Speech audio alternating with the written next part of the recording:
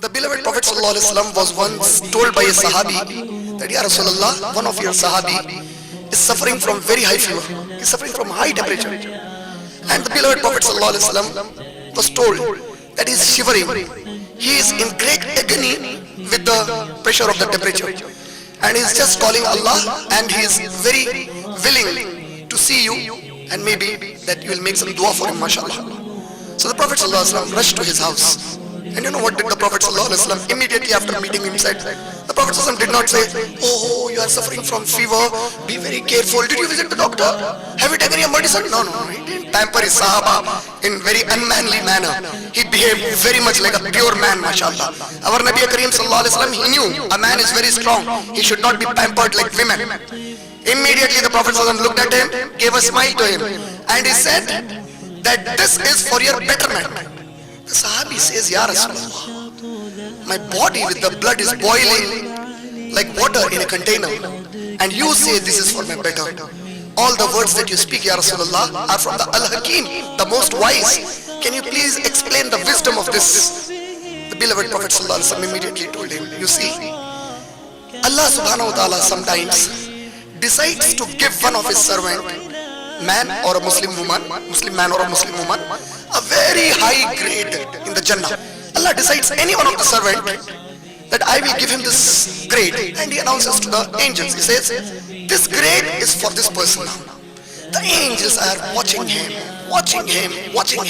They are murmuring to each other. They are talking to each other. They say, Allahu Akbar.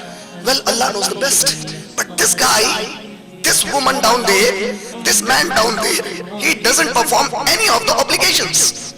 He doesn't perform salah, she doesn't perform salah, she doesn't wear hijab, he doesn't wear a beard. How is Allah going to give this guy such a grade? So suddenly the Prophet ﷺ said, Allah afflicts that Muslim man or that Muslim woman with a severe fever. And when the fever strikes, now Allah calls the angels. Allah says, you see, when he is in agony and pain, he is calling me alone. And because he called me with my rahmat, I forgive these of his sins.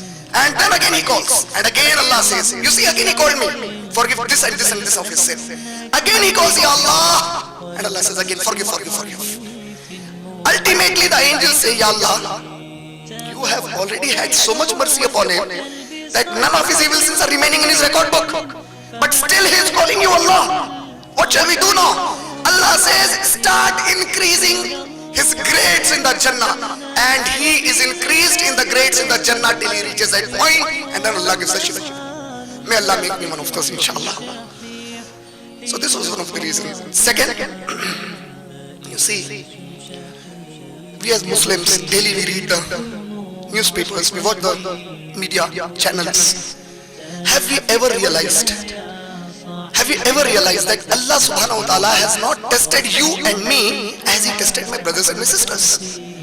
Allah did not test you and me as he tested your brothers and your sisters. Allah did not test us like he tested our brothers and our sisters in Syria, in Afghanistan, in Iraq.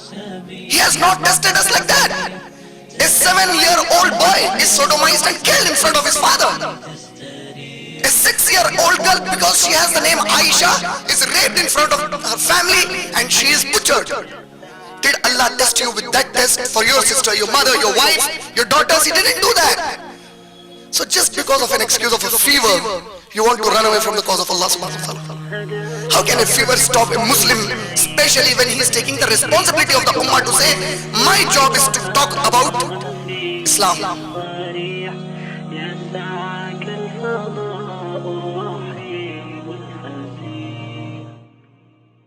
سبيل الدموع سبيل مريح تنهدى يا صاحي كي تستريح وبث الدعاء الخفي الصريح